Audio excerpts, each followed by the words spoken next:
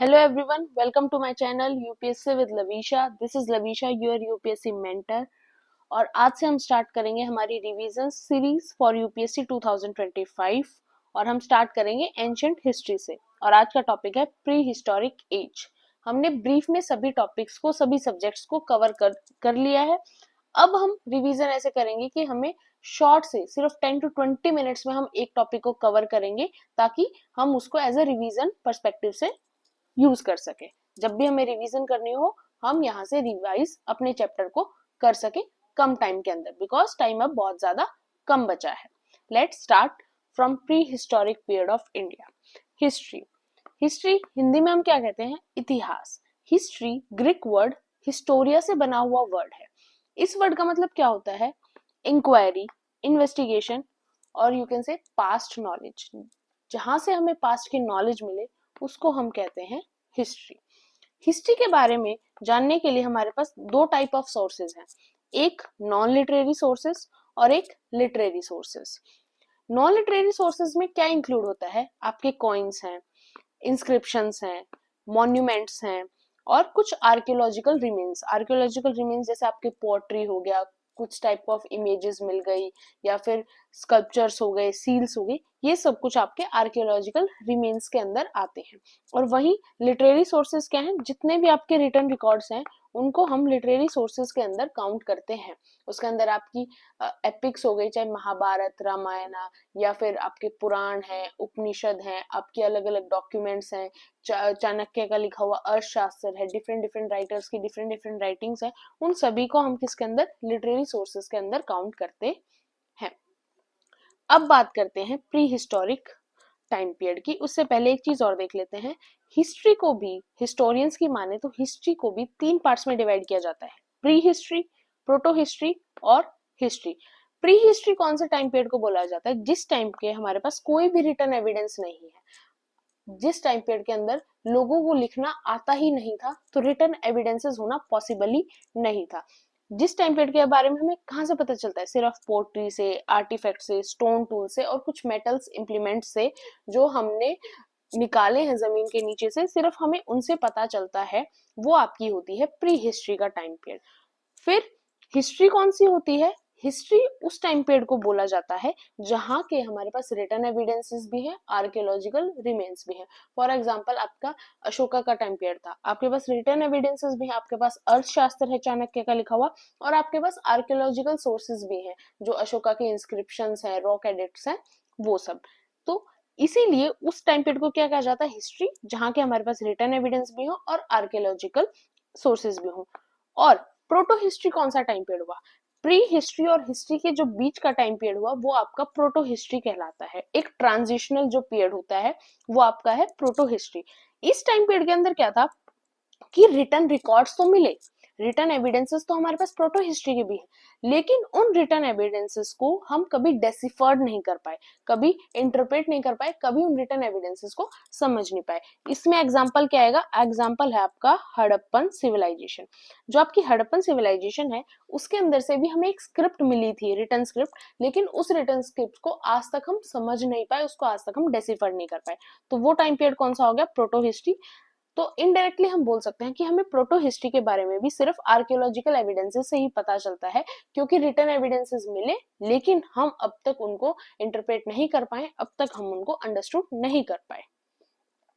अब आ जाते हैं प्री हिस्टोरिक पीरियड के अंदर।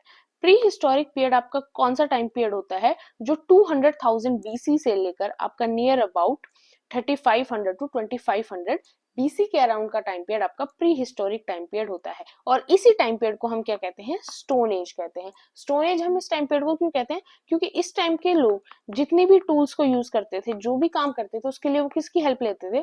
स्टोन की हेल्प लेते थे। उनको मेटल की तो कोई नॉलेज ही नहीं थी, उनको नहीं पता था आयरन क्या होता है, उनको नहीं पता था कॉपर क्या होता है, ब्रॉन्ज क्या होता है। वो सारे काम किससे करते थे? स्टोन की टूल्स की हेल्प से ही करते थे। बड़े बड़े पत्थरों को ब्रेक करते थे और उन्हीं से चीजों को, टूल्स को बनाकर और उनका यूज किया करते थे। इसीलिए इस एज को स्टोन टूल भी कहा जाता है, स्टोन एज भी कहा जाता है। स्टोन एज को हम 3 पार्ट्स में डिवाइड करते हैं, palaeolithic age, mesolithic age and neolithic age. Palaeolithic age को हम ओल्ड स्टोन एज कहते हैं, मेसोलिथिक एज को हम मिडल स्टोन एज कहते हैं और नियोलिथिक एज को हम न्यू स्टोन एज कहते हैं। अब सबसे पहले बात करते हैं पैलियोलिथिक एज की। पैलियो और लिथोस दो वर्ड से बना है आपका पैलियोलिथिक, दोनों ही ग्रीक टर्म्स है। मतलब क्या है, पैलियो का मतलब ओल्ड होता है, लिथोस का मतलब क्या होता है, आपका स्टोन होता है। डेट्स क्या है, पैलियोलिथिक एज का टाइम पीरियड क्या है, इसका टाइम पीरियड है आपका 300,000 BC टू 10,000 BCE तक आपका टाइम पीरियड माना जाता है पैलियोलिथिक। BCE की फुल फॉर्म क्या होती है, बिफोर कॉमन एरा। अब हम BCE यूज करते हैं टाइम पीरियड के लिए। पहले की बुक्स में आपको मिलेगा BC, उस BC का मतलब क्या था, बिफोर क्राइस्ट। दोनों बात सेम है, आप BC का मतलब भी सेम है और BCE का मतलब भी सेम ही है। अब एक आर्कियोलॉजिस्ट थे जिनका नाम क्या था, रॉबर्ट ब्रूस फुटे, ब्रिटिश आर्कियोलॉजिस्ट थे। इनको इंडिया के अंदर क्या बोला जाता है, father of pre historic archaeology in India बोला जाता है। अब क्यों बोला जाता है, बिकॉज इन 1863 तमिलनाडु के पुल्लवरम रीजन के अंदर इन्होंने सबसे पहले क्या मतलब आर्कियोलॉजिकल रिमेन क्या निकाला था, पल्लावरम हैंड एक्स, और वो वन ऑफ द एविडेंस था किसका, प्री हिस्टोरिक टाइम पीरियड की हिस्ट्री का इंडिया के अंदर। इसीलिए इनको इंडिया के अंदर father of pre historic archaeology बोला जाता है। अब आपका जो पैलियोलिथिक एज है उसको भी हम तीन पार्ट्स में डिवाइड करते हैं, पहला लोअर, फिर आपका मिडल और फिर आपका अपर।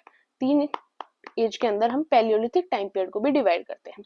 लोअर पैलियोलिथिक एज जो है वो आपका कौन सा टाइम पीरियड है, 300,000 BC टू 100 BC तक का टाइम पीरियड जो है आपका, 100,000 BC तक का टाइम पीरियड जो है वो आपका है लोअर पैलियोलिथिक एज। अब लोअर पैलियोलिथिक एज से रिलेटेड हमें इंपॉर्टेंट क्या क्या पता होना चाहिए जो हमारे एग्जाम के लिए इंपॉर्टेंट है, कि वो टाइम पीरियड क्या था, आइस एज का टाइम पीरियड था। उस टाइम पर लोग क्या करते थे, क्या तो हंटिंग करते थे या फिर गैदरिंग करते थे। उससे अलावा लोगों को उस टाइम पर करना कुछ भी नहीं आता था। स्टोन टूल कैसे होते थे, काफी रफ होते थे, काफी हैवी होते थे। क्या क्या होता था, हैंड एक्स होते थे, चॉपर्स होते थे, क्लेवर्स होते थे, जो उनको हंटिंग के अंदर काम आते थे, कि उन्होंने किसी एनिमल को हंट किया फिर उसको उन्हीं चीजों से कट कर और उन्होंने खा लिया।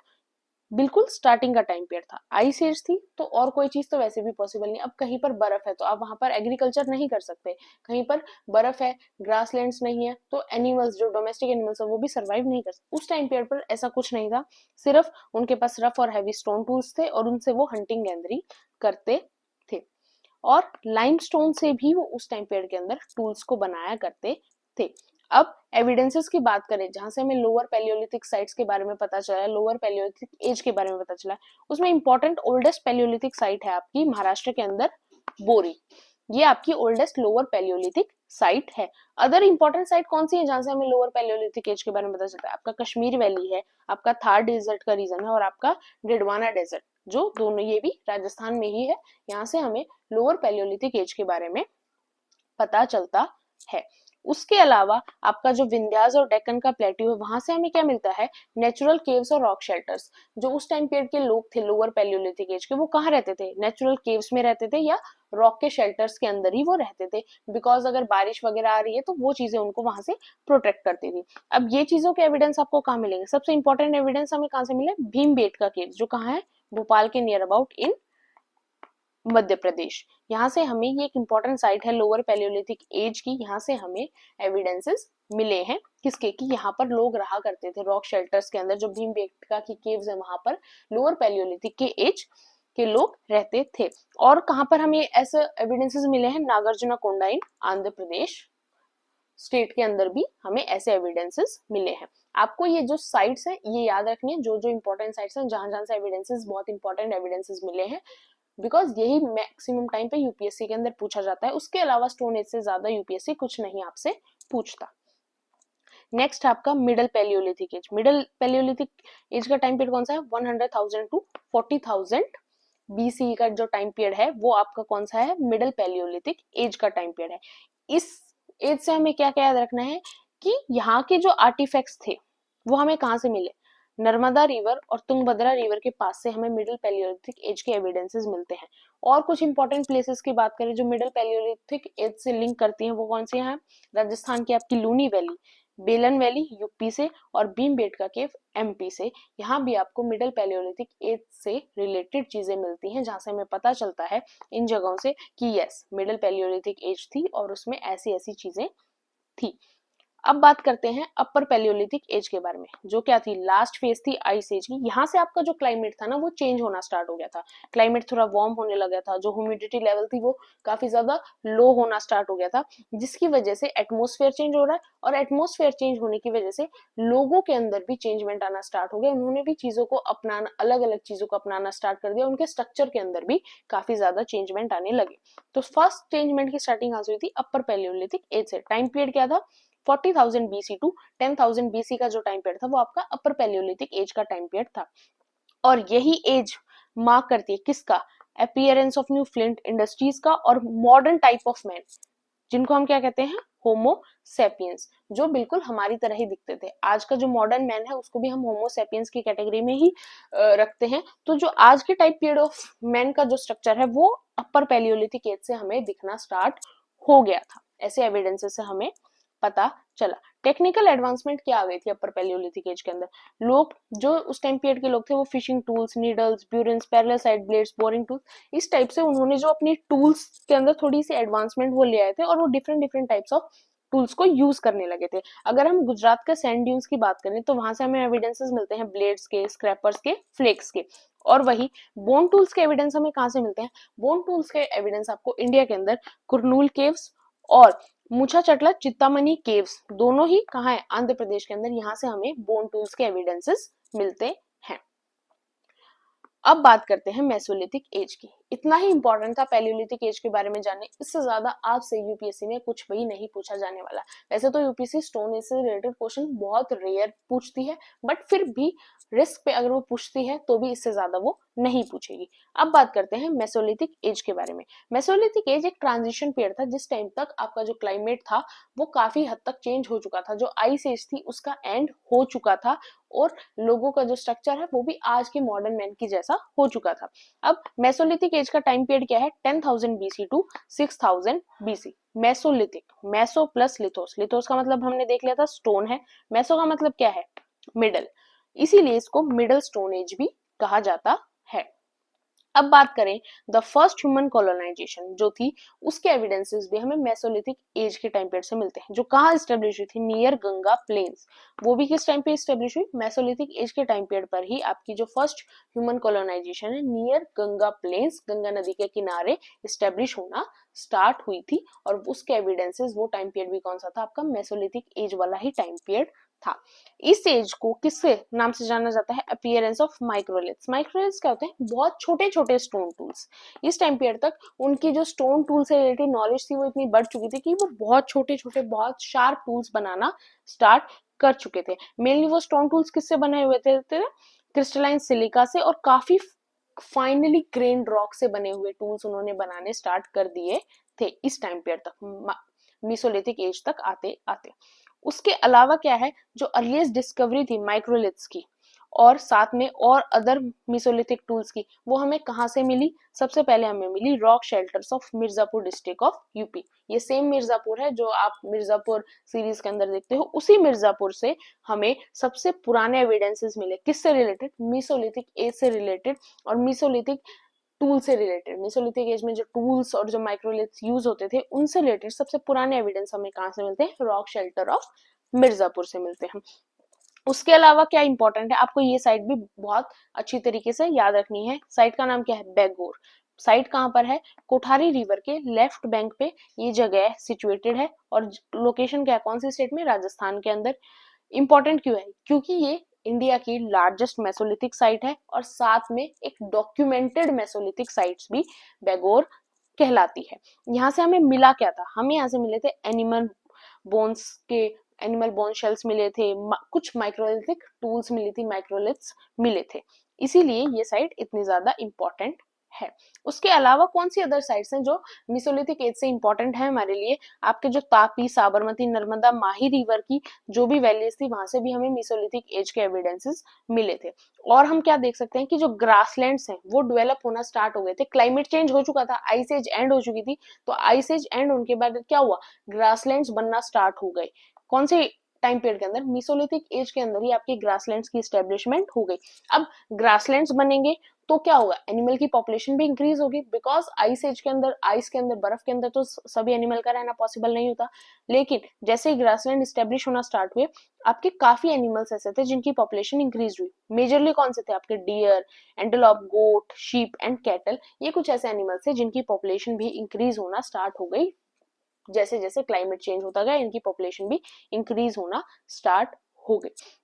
और अब इन एनिमल्स की पॉपुलेशन बढ़ी, तो जो वहां के लोग थे, उस टाइम पीरियड के लोग थे, उन्होंने एनिमल डोमेस्टिकेशन करना भी शुरू कर दिया। एनिमल डोमेस्टिकेशन शुरू किया, उनकी एनिमल्स की फूड हैबिट्स को समझना शुरू किया, उनके ब्रीडिंग सीजन को समझना शुरू किया, जिनसे उन्हें पता चले कि ये उनका ब्रीडिंग सीजन है, इस तरह से उनके न्यू वंस आएंगे, और फिर आगे का पूरा प्रोसेस को समझना स्टार्ट किया।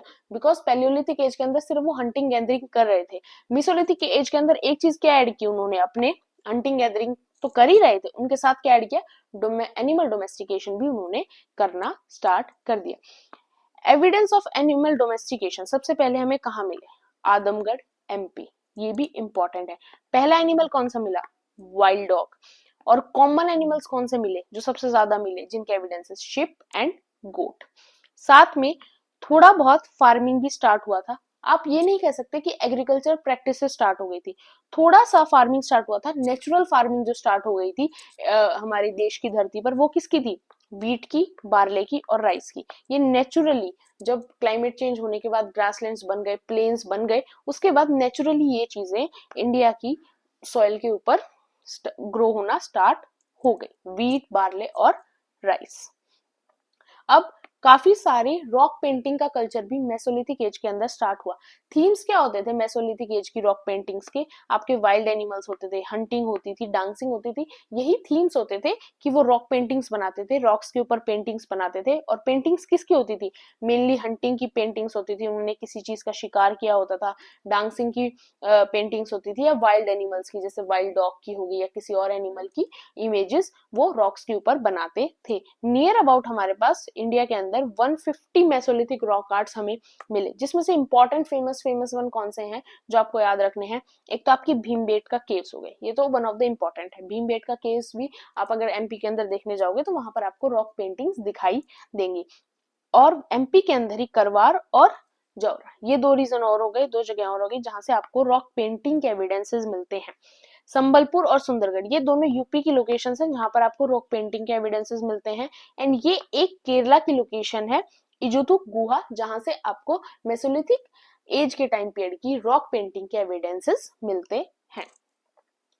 उसके अलावा हमें मेसोलिथिक एज के बारे में क्या जानना है, कि वो पैलियोलिथिक एज से इसलिए भी डिफरेंट थे बिकॉज वो बिलीव करते थे life after death. Palaeolithic age के लोग नहीं करते थे, बट मेसोलिथिक एज के जो लोग थे वो बिलीव करते थे कि इंसान की डेथ के बाद भी, इंसान के मरने के बाद भी उनकी एक लाइफ होती है। इसीलिए जब वो इंसान को बरी करते थे, किसी इंसान की डेथ हो गई उसके बाद जलाते नहीं थे, वो किसी इंसान को जब जमीन के अंदर दफनाते थे तो साथ में उसके कुछ फूड रख देते थे, कुछ एनिमल्स को वहां पर, एनिमल्स को भी उसके साथ दफना देते थे कि अब इनकी डेथ के बाद भी इनकी लाइफ है, तो वहां पर उनके ये चीजें काम आएंगी। ये सेम चीज बाद में चलकर हड़प्पन सिविलाइजेशन में भी फॉलो की जाती थी, लेकिन अभी हम सिर्फ मेसोलिथिक एज की देखेंगे। तो दैट मीन्स कि they believe in life after death.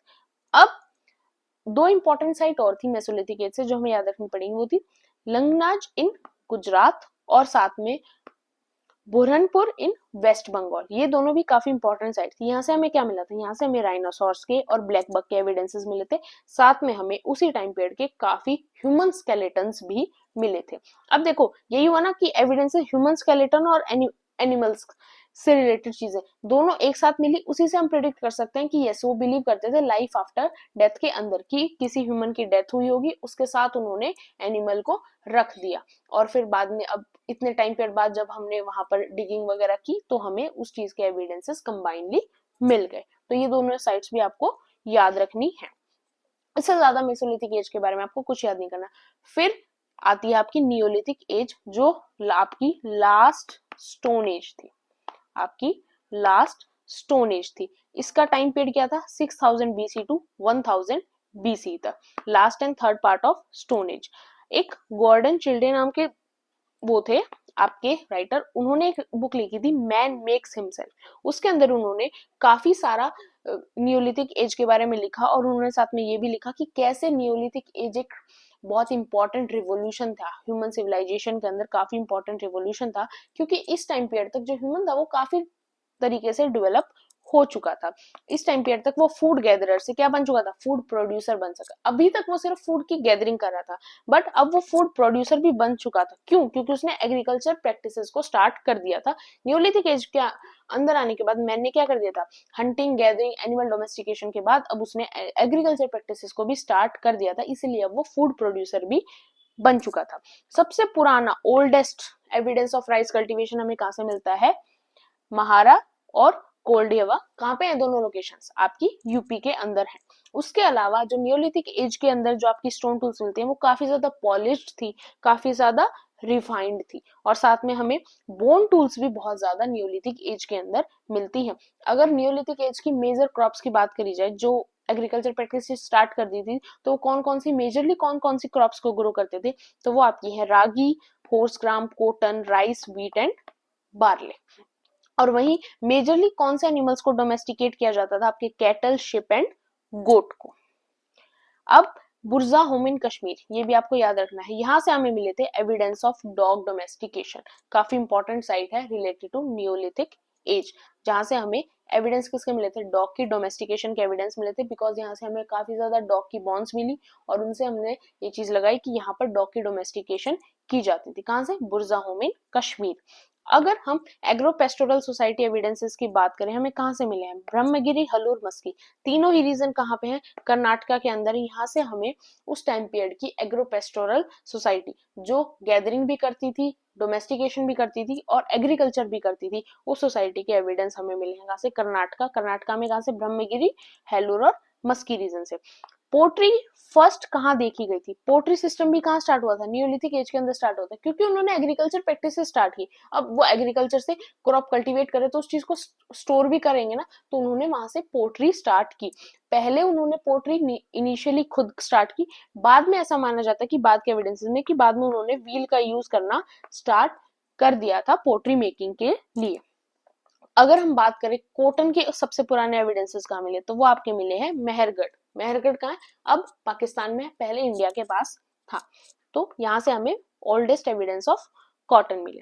अगर हम कश्मीर वैली की बात करें, यहाँ से हमें किसके एविडेंसेस मिले हमें यहाँ से पिट ड्वेलिंग्स के, और उनसे हमें पता चला कि जो कश्मीर वैली के रीजन में जो नियोलिथिक टाइम पीरियड के अंदर लोग थे वो पिट्स के अंदर रहते थे। तो ये भी काफी इंपॉर्टेंट साइट है, आपको याद रखनी है। और उस टाइम पीरियड तक भी, नियोलिथिक एज के टाइम पीरियड तक भी जो पीपल थे वो कहाँ रहते थे, क्या तो माउंटेन्स के और रिवर वैलीज के अराउंड ही ज्यादा रहते थे, क्योंकि वो नेचर से टच थे, उनको उनकी नेचर की जरूरत होती थी, रिवर की जरूरत होती थी पानी के लिए। आज के टाइम पीरियड की तरह इरिगेशन सिस्टम उस टाइम पर था नहीं, और साथ में उनको माउंटेन्स की जरूरत होती थी, गैदरिंग करते थे वो फ्रूट्स वगैरह कलेक्ट करने के लिए और बाकी चीजों के लिए। तो नियर अबाउट जो सारी सेटलमेंट थी वो आपको माउंटेन्स और रिवर के वैलीज के अंदर ही उस टाइम पीरियड की आपको मिलेगी। तो ये था आपका पूरा प्री हिस्टोरिक पीरियड। अपनी साइड से मैंने ट्राई किया कि मैं जल्दी से जल्दी आपको बहुत ज्यादा बता दूं। फिर भी कोई भी प्रॉब्लम, कोई भी डाउट हो, कुछ भी हो, do mention in the comment section. UPSC normally stone से क्वेश्चन नहीं पूछता है, बट जो साइट्स हैं, साइट से क्वेश्चन वो पूछ लेता है, किसी और टॉपिक के साथ उन साइट्स को रिलेट करके एक दो साइट वो स्टोन एज की डाल देता है। तो मेनली हमें साइट्स को ही ज्यादा याद यहाँ पर रखना है। होप आपको वीडियो अच्छी लगी होगी। फिर भी कोई भी प्रॉब्लम हो, कोई भी डाउट हो, do mention in the comment section and don't forget to subscribe my channel, like and share my video.